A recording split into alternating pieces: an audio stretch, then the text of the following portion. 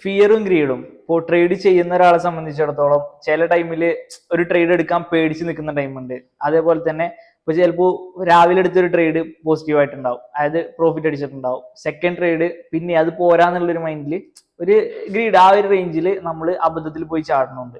അപ്പൊ ഇത് എത്രത്തോളം ഒരു ന്യൂ ട്രേഡർ എന്നുള്ള രീതിയിൽ ഒരാളെ, അല്ലെങ്കിൽ ഒരു ട്രേഡർ എന്നുള്ള രീതിയിൽ ഒരാളെ എത്രത്തോളം എഫക്ട് ചെയ്തത്?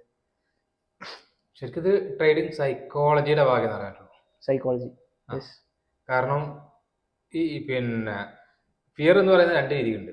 ഒന്ന്, നമുക്ക് കിട്ടിയ പ്രോഫിറ്റ് നഷ്ടപ്പെടുന്നുള്ളത്. അതായത് ഞാൻ ഓൾറെഡി ബിൽഡ് ചെയ്ത സാധനം എന്റെ കയ്യിൽ നിന്ന് പോകുന്നുള്ളൊരു പേടി. അതായത് ഇപ്പൊ നിങ്ങൾ ട്രേഡ് എടുത്തു, ജസ്റ്റ് എൻട്രി എടുത്തു, അത് കുറച്ചു നേരം പ്രോഫിറ്റ് റണ്ണിങ് ആണെന്ന് കണക്കില്ല. അത് ലോസിലേക്ക് തിരിച്ചു വരുന്ന സമയത്ത്, അല്ലെങ്കിൽ നിങ്ങളുടെ എൻട്രി പ്രൈസിലേക്ക് വരുന്ന സമയത്ത് ഓട്ടോമാറ്റിക്കലി പ്രശ്നം ഉണ്ടാവും. സ്വാഭാവികമായിട്ടും. അവിടുന്ന് ബുക്ക് ചെയ്താൽ മതിയായിരുന്നു എങ്കിൽ ഇത്ര കിട്ടിയിരുന്നു, കുറച്ചും കൂടിയും കിട്ടിയിരുന്നു, ഇത്ര താഴെ വന്നല്ലോ, അത് ചിന്ത വരും. അപ്പോൾ ഇതാണ് ഫിയറിന്റെ ഫസ്റ്റ് സ്റ്റേജ് എന്ന് പറയുന്നത്.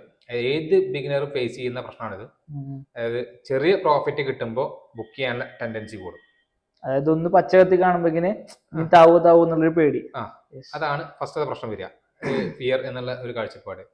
ശരിക്ക് നിങ്ങളുടെ സൈക്കോളജി സെറ്റ് ആണെങ്കിൽ നിങ്ങൾക്കറിയാം എൻട്രി ഇതാണ് ടാർഗറ്റ്. ഇതിന്റെ ഇടയിൽ ഇപ്പം നിങ്ങൾക്ക് ഒരു 100 രൂപക്ക് എടുത്ത സ്റ്റോക്ക് 110 വരെ അല്ലെങ്കിൽ 120 വരെ പോയി, തിരിച്ചത് പിന്നെ 101 വന്നാലും നിങ്ങളെ സംബന്ധിച്ച പ്രശ്നമല്ല. കാരണം എന്താണ്, നിങ്ങളുടെ ലോസ് പ്രീ ഡിഫൈൻഡ് ആണ്. അവിടെ എത്തിയാൽ നിങ്ങൾ കട്ട് ചെയ്യാന്നുള്ള പ്ലാൻ ഉണ്ട്. ഇടക്കിടക്ക് പോയി നോക്കൂല.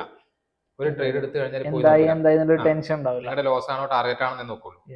ഒരു ബിഗിനർ ആണെങ്കിൽ, അതിൽ സത്യത്തിൽ ഒരു ട്രേഡർ അയാളെ പിന്നെ ആ ഒരു ട്രേഡ് ബാധിക്കണ്ടോ ഇല്ല എന്നുള്ളത് നോക്കാനുള്ള ഏറ്റവും നല്ല വഴി എന്തായാലും ആ ട്രേഡ് എടുത്തതിനു ശേഷം എത്ര പ്രാവശ്യം PNL ചെക്ക് ചെയ്യേണ്ടത് നോക്കിയാൽ മതി. ചെക്ക് ചെയ്യുന്നത് എത്ര പ്രാവശ്യം നോക്കിയിരിക്കുന്നത്. മേജർ പിന്നെ അല്ലെങ്കിൽ ഒരു നല്ല ട്രേഡർ ആണെങ്കിൽ അയാൾ എന്ത് ചെയ്യുള്ളൂ, ചാർട്ടാവും നോക്കുക. അവിടെ എമൗണ്ട് വിഷയമല്ല, എമൗണ്ട് അല്ല നോക്കുക.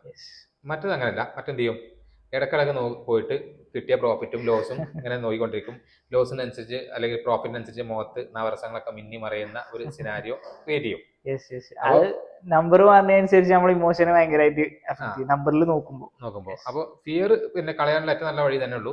ഇത് നിങ്ങൾക്ക് കൺട്രോൾ ചെയ്യാൻ പറ്റാത്ത എമൗണ്ട് ട്രേഡ് ചെയ്യാതിരിക്കുക, അല്ലെങ്കിൽ ലോസ് വന്നാൽ പിന്നെ വലിയ വിഷയമല്ലാത്ത എമൗണ്ട് ട്രേഡ് ചെയ്യുക എന്നുള്ള ഒന്ന്. 2, ചാർട്ടിൽ നോക്കുക. ചാർട്ടിൽ എൻട്രി മാർക്ക് ചെയ്യുക, എക്സിറ്റ് മാർക്ക് ചെയ്യുക, അതേപോലെ ടാർഗറ്റ് മാർക്ക് ചെയ്യുക. ഒന്നല്ലെങ്കിൽ ഈ പറയുന്ന രീതിയിൽ ചാർട്ട് മാത്രം നോക്കിയിട്ടിരിക്കുക. അങ്ങനെ ആകുമ്പോൾ ഫിയർ വല്ലാണ്ട് പ്രശ്നം ഉണ്ടാക്കും. എമൗണ്ട് നോക്കാതെ മാക്സിമം ചാർട്ടിൽ ഫോക്കസ് ചെയ്യാം. ഇനി എമൗണ്ട്, ചില ആൾക്ക് എമൗണ്ട് നോക്കും. അപ്പൊ എന്ത് ചെയ്യാം, എമൗണ്ട് അല്ല നിങ്ങൾ ഫോക്കസ് ചെയ്ത് എത്ര പോയിന്റ് ക്യാച്ച് ചെയ്തു മാത്രം നോക്കാം. വലിയ പിന്നെ ഇൻസ്റ്റിറ്റ്യൂട്ടുകളൊക്കെ ഇതിനൊക്കെ എന്ത് ചെയ്യുക വെച്ചാൽ, ഒരാൾ എൻട്രി പ്ലാൻ ചെയ്ത് കഴിഞ്ഞാൽ അത് എക്സിക്യൂട്ട് ചെയ്യുന്ന വേറെ ആളായിരിക്കും. ആൾക്കറിയാം ഇത്ര പോയിന്റ് മാർക്കറ്റ് മൂവ് ചെയ്തെന്ന് മാത്രമേ അറിയുള്ളൂ. ഇവിടെ എക്സിറ്റ് അടിക്കണം, ഇവിടെ ടാർഗറ്റ് ബുക്ക് ചെയ്യാൻ അറിയുള്ളൂ. എത്ര ക്വാണ്ടിറ്റി പഞ്ച് ചെയ്തെന്ന് ഇയാൾക്ക് അറിയില്ല. അതുകൊണ്ട് അയാൾ ഇമോഷൻ അത് ബാധിക്കില്ല. അങ്ങനെ ചെയ്യുന്ന ഒരുപാട് സ്ഥാപനങ്ങളുണ്ട്. അല്ലെങ്കിൽ പിന്നെ എനിക്കറിയാവുന്ന 1-2 സ്ഥാപനങ്ങൾ അങ്ങനെയാണ് ചെയ്യുന്നുണ്ട്. അതൊന്നുകൂടി എഫക്റ്റീവ് ആവും അല്ലേ? എഫക്റ്റീവ് ആവും. കാരണം വെച്ചാൽ അവരെ പിന്നെ ഓർഡർ തീരുമാനിക്കുന്ന ഒരാളാണ്, ഓർഡർ പഞ്ച് ചെയ്യുന്ന വേറൊരാളാണ്.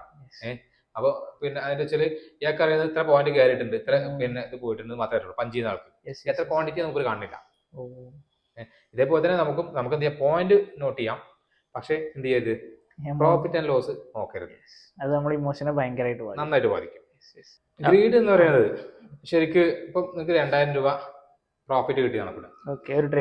നിങ്ങളുടെ ക്യാപിറ്റൽ ഒരു 1 lakh ഉണ്ടായിരുന്നു. നിങ്ങൾ യൂസ് ചെയ്ത ക്യാപിറ്റൽ ഒരു 20,000 നടക്കില്ല. 20,000 രൂപയാണ് ക്യാപിറ്റൽ ആയിട്ട് ഇട്ടു. സോ 2,000 ഇപ്പൊ എനിക്ക് കറന്റ് പ്രോഫിറ്റ് ആയിട്ട് റൺ ചെയ്തോണ്ടിരിക്കുന്നു. പ്രോഫിറ്റ് കിട്ടി, അല്ല നിങ്ങൾ ബുക്ക് ചെയ്തു.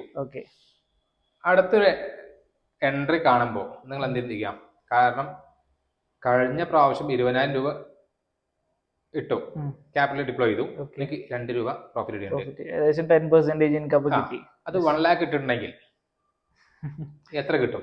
സ്വാഭാവികമായിട്ട് 20 കിട്ടുന്നുള്ള, 20 അല്ല 10 കിട്ടുന്നുള്ള ഒരു പ്രതീക്ഷ എനിക്ക് ഉണ്ടാവും. ഓട്ടോമാറ്റിക് ആയിട്ട് ഒരു ബിഗിനർ ആണെങ്കിൽ എന്ത് ചെയ്യും, അതിലേക്ക് ചാടും. ഇല്ലാത്ത പൈസ ഞാൻ എവിടുന്നേലും ഉണ്ടാകും. 1 lakh നിങ്ങളുടെ കയ്യിലുണ്ടെങ്കിൽ ഓട്ടോമാറ്റിക് ആയിട്ട് എന്ത് ചെയ്യും, അത് പമ്പ് ചെയ്യും. സ്വാഭാവികമായിട്ടും ചെയ്യും. അത് പമ്പ് ചെയ്യും. അതല്ലെങ്കിൽ അത് വെച്ചിട്ട് അവൻ ട്രേഡ് ചെയ്യാം. അപ്പോൾ ഇതുവരെ നിങ്ങൾ 1000 രൂപയുടെ ലോസേ കണ്ടിട്ടുണ്ടാവുള്ളൂ, ചിലപ്പോൾ 1500 കണ്ടിട്ടുണ്ടാവുള്ളൂ. ഈ ട്രേഡ് ചിലപ്പം താഴെ വന്ന് തിരിച്ച് കയറാൻ സാധാരണ ട്രേഡ് ആയിരിക്കും. ഒരു 3000-4000 ലോസ് കണ്ടു കഴിഞ്ഞാൽ, ഇന്നലെ വരെ 1000 രൂപ ലോസ് കണ്ട ഒരാൾക്ക് കണ്ടോണ്ടിരിക്കാൻ പറ്റും? ഒരിക്കലും ഇല്ല. അപ്പൊ എന്റെ കേസിലാണെന്നുണ്ടെങ്കിൽ സ്വാഭാവികമായിട്ടും അത്ര പോരെ എന്നുള്ള ഒരു മൈൻഡിൽ ചിലപ്പോൾ ഞാൻ അവിടെ ക്ലോസ് ചെയ്യും. ഓക്കെ, അതാണ് ഒന്നാമത്തെ പ്രശ്നം. ഇനി രണ്ടാമത്തെ കേസ് എന്ന് പറയുന്നത്, ഇപ്പൊ ഒരു ട്രേഡ് പ്രോഫിറ്റ് എടുത്തു, അപ്പൊ നമുക്ക് അടുത്തൊരു എൻട്രി ഒരു 50-50 ചാൻസ് ആവാം, അല്ലെങ്കിൽ ചാൻസ് ഉണ്ടാവാം. പക്ഷെ എന്തുണ്ട്, അടുത്തൊരു എൻട്രി കണ്ടു കഴിഞ്ഞാൽ നിങ്ങൾ എന്ത് ചെയ്യും? സ്വാഭാവികമായിട്ട് അത് എടുക്കും. അവിടെ ഞാൻ വിൻ ചെയ്ത് നിൽക്കുകയാണ്, എന്റെ കോൺഫിഡൻസ് കുറച്ചുകൂടി കൂടുതലാണ്. അപ്പൊ നിങ്ങൾ മാക്സിമം എന്താ ചെയ്യുന്ന വെച്ചാൽ കിട്ടിയ പ്രോഫിറ്റിനെ റിസ്ക് ചെയ്യാം. ചിലപ്പോൾ എന്ത് ചെയ്യാം, അത് കൂടുതൽ പൈസ റിസ്ക് ചെയ്താലും ട്രേഡ് ചെയ്യുന്നുണ്ടാവാം. അപ്പോൾ ഇനി ഇതും പ്രോഫിറ്റ് ആണെങ്കിൽ വീണ്ടും ഒരു എൻട്രി കണ്ടു, അതിലിങ്ങനെ കയറിക്കൊണ്ടേയിരിക്കും.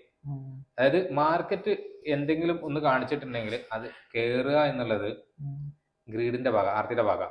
ശരിക്കും നിങ്ങൾക്ക് കിട്ടേണ്ടത് കിട്ടിക്കഴിഞ്ഞാൽ പിന്നെ എന്ത് ചെയ്യരുത്, അവിടുന്ന് പോവാ. അന്ന് പിന്നെ ട്രേഡ് ചെയ്യാതിരിക്കുക. അപ്പൊ നിങ്ങളൊരു സെറ്റ് ഓഫ് റൂള് ബിൽഡ് ചെയ്യാന്നുള്ളതാണ്.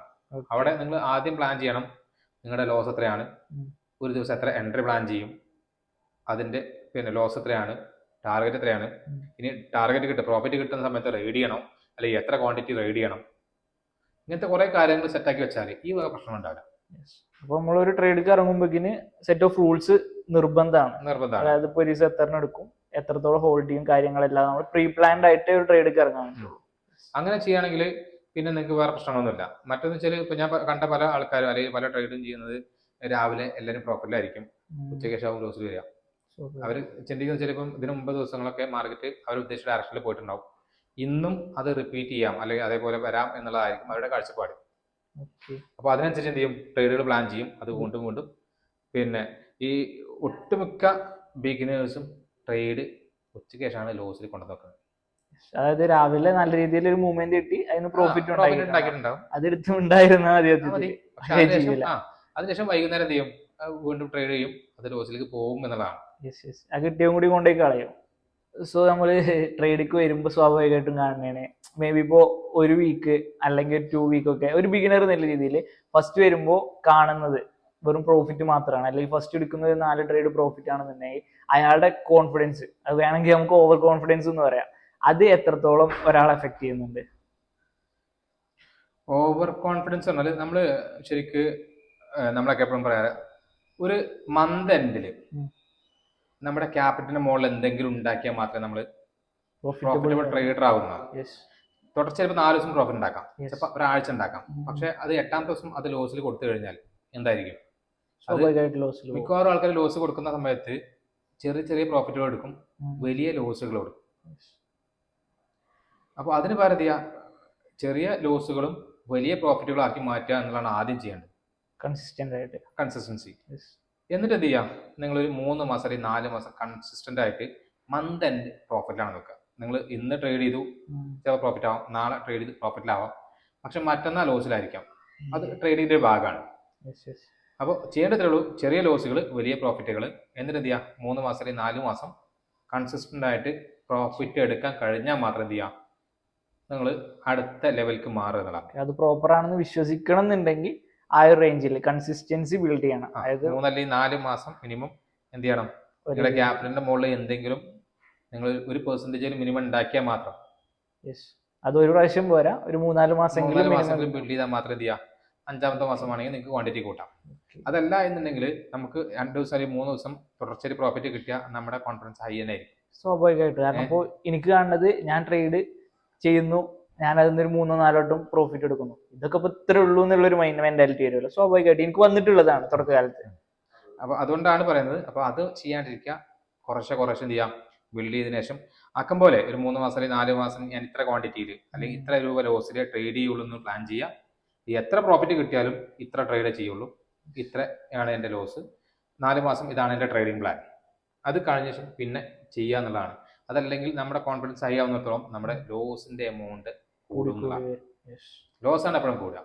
ശരിക്കും ഈ ഓവർ കോൺഫിഡൻസ് കാരണം ഇപ്പം തുടക്കത്തിൽ നമുക്കും പറ്റിയിട്ടുണ്ടായിരുന്നു. കാരണം എനിക്ക് ട്രേഡിംഗ് പഠിപ്പിച്ച ആൾ ലോസ് ഉണ്ടാക്കും. ഒരു ട്രേഡിൽ ചിലപ്പോൾ 4000 രൂപ ലോസ് ഉണ്ടാക്കും, അല്ലെങ്കിൽ 5000 രൂപ ഒറ്റ ട്രേഡിൽ. രാവിലെ തൊട്ട് ഉച്ച വരെ ഇരുന്നിട്ടാവും ചിലപ്പോൾ ആ ട്രേഡ് ലോസ് ആയിട്ടുണ്ടാവുക. ഞാൻ എന്ത് ചെയ്യും, പിന്നെ മൾട്ടിപ്പിൾ എൻട്രികൾ എടുക്കും വലിയ ക്വാണ്ടിറ്റിയിൽ, ചിലപ്പോൾ 200, 300, 400 ഒക്കെ വെച്ചിട്ടാവും പ്രോഫിറ്റ് എടുക്കുക. പക്ഷെ അയാൾ ഉണ്ടാക്കിയ ലോസ് എനിക്ക് എന്ത് ചെയ്യാൻ പറ്റും, ഈ ഒരു ട്രേഡിൽ കവർ ചെയ്യാൻ പറ്റും. 10 ട്രേഡ് 15 ട്രേഡ് എടുത്തിട്ടുണ്ടോ 4000 ലോസ് കവർ ചെയ്യാൻ വേണ്ടിയിട്ട്. പക്ഷെ ഇതിന്റെ പ്രശ്നം എന്ന് വെച്ച് കഴിഞ്ഞാല് അറ്റ് ദ എൻഡ് അടുത്ത ദിവസം നോക്കുമ്പോൾ ബ്രോക്കറേജും ടാക്സും കണക്ക് കൂടി നോക്കുമ്പോൾ ഈ 4000-ലധികം ചിലപ്പോൾ ബ്രോക്കറേജും ടാക്സും പോയിട്ടുണ്ടാവും. കൊടുത്തിട്ടുണ്ടാവും. ഏ? പറഞ്ഞു വരുമ്പോ പ്രോഫിറ്റ് ആണ്, ബട്ട് അവിടെ നമ്മള് ബാക്കിയുള്ള കണക്കുകൾ കൂട്ടുമ്പോ ഒന്നുമില്ല. ഒന്നുമില്ല. അത് ഞാൻ ആദ്യ കാലത്ത് നോക്കിയിട്ടുണ്ടായില്ല. പക്ഷെ Okay. ആ സമയത്ത് എന്റെ കോൺഫിഡൻസ് വേണ്ടത് പുള്ളി ഉണ്ടാക്കിയ അല്ലെങ്കിൽ എക്സ്പീരിയൻസ്ഡ് ആയിട്ടുള്ള ഇയാൾ ഉണ്ടാക്കിയ ലോസ് ഞാൻ എന്ത് ചെയ്തിട്ടുണ്ട്, കവർ ചെയ്തിട്ടുണ്ട്. എന്റെ കോൺഫിഡൻസ് എത്ര ഉണ്ടാവും? ബട്ട് അവിടെ നമുക്ക് നേടിയതൊന്നുമില്ല. ഇല്ല. അതാണ് അതിന്റെ പ്രശ്നം. പിന്നെ അതുകൊണ്ട് കാര്യമില്ലല്ലോ. ഇല്ല. അതുകൊണ്ടാണ് സിംഗിൾ ട്രേഡ് ആയിക്കോട്ടെ 2 ട്രേഡ് ആയിക്കോട്ടെ, പക്ഷെ പ്രോഫിറ്റ് ഉണ്ടാക്കിയോ ഇല്ലേ എന്നുള്ളതാണ്. അതിൽ നിങ്ങളുടെ റിസ്ക് റിവാർഡ് പിന്നെ പ്രോപ്പർ ആണെന്ന് നോക്കുക, നിങ്ങളുടെ സെറ്റ് ഓഫ് റൂൾ കറക്റ്റ് ആണെന്ന് നോക്കുക, നിങ്ങളുടെ പ്ലാൻ എന്താണെന്ന് നോക്കുക. ഇത് മാത്രം ഫോളോ ചെയ്യുക എന്നുള്ളതാണ് ഇത് മറികടക്കാനുള്ള വഴിയുള്ളൂ. അതല്ലാണ്ട് വേറെ ഒന്നും ചെയ്യാൻ കഴിയില്ല. മിനിമം നമ്മൾ തുടങ്ങുന്ന ടൈമിൽ നമ്മുടെ ക്യാപിറ്റൽ എങ്കിലും കൺസിസ്റ്റന്റ് ആയിട്ട് ഒരു 4 മാസം അനങ്ങാതൊക്കെ, കൂടുതലില്ലെങ്കിലും അതിൽ താഴെ പോവാതെങ്കിലും പിടിച്ചെടുത്താൻ കഴിയണം. ഈ 4 മാസം എന്ന് ഞാൻ പറയാൻ കാരണം, ഓക്കെ, ഇതിനു മുമ്പ് ഞാൻ കേട്ടിട്ടുള്ള ഒരു വേർഡ് ആണ് 90 ദിവസം കൊണ്ട് 90% ട്രേഡേഴ്സും അവരുടെ ക്യാപിറ്റലിലെ 90% കളയുന്നതാണ്. അപ്പൊ അവിടെ 4 മാസം നിങ്ങളുടെ ക്യാപിറ്റൽ പിന്നെ വെച്ച് കഴിഞ്ഞാൽ തന്നെ എന്ത് ചെയ്തു, നിങ്ങൾ സക്സസ് ആണെന്ന് അർത്ഥം. ഓക്കെ, ഒരു കൺസിസ്റ്റൻസി ഉണ്ടെന്നുണ്ടെങ്കിലും നമുക്ക് അങ്ങനെയെങ്കിലും വിശ്വസിക്കാം. അതുകൊണ്ടാണ് 4 മാസം നമ്മൾ പറഞ്ഞത്. 4 മാസം നിങ്ങളുടെ ക്യാപിറ്റൽ നിങ്ങൾ സെക്യൂർഡ് ആക്കിയിട്ടുണ്ടെങ്കിൽ നിങ്ങൾ കൺസിസ്റ്റന്റ് ആയിട്ട് പ്രോഫിറ്റ് എടുക്കാൻ പറ്റുന്നുണ്ട്. എന്നിട്ട് പിന്നെ കോൺഫിഡൻസിന്റെ ബേസിൽ കുറച്ച് ലോട്ട് സൈസും അതേപോലെ റിസ്കും കൂട്ടി കൊണ്ടുപോകും. അതെ, അതേ ചെയ്യാൻ പറ്റും.